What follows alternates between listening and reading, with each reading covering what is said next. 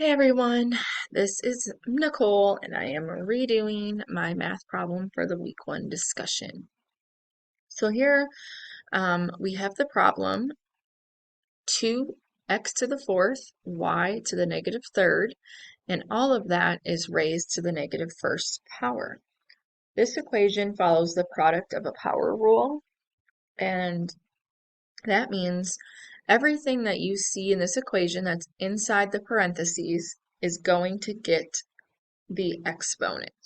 So what I mean by that, next slide, is you are going to take the negative 1 and you are going to add it to, or not add it, I'm sorry, you are going to, in this case, multiply it by all the other exponents in this equation.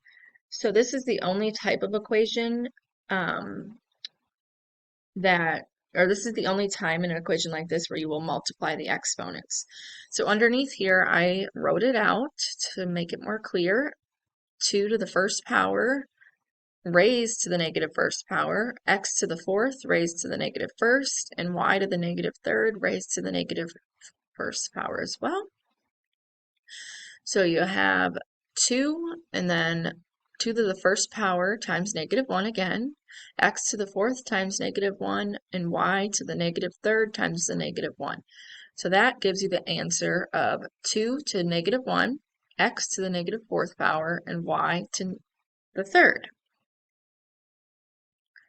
And in this case, we don't want any negative integers. So what you would do is you would leave y to the third at the top because we do not have to move that because the 3 is already positive, and bring 2 to the negative first power and x to the negative fourth power and bring it down beneath y to the third, which would then make those integers positive. So the final answer would be y to the third over 2 to the first and y to the fourth.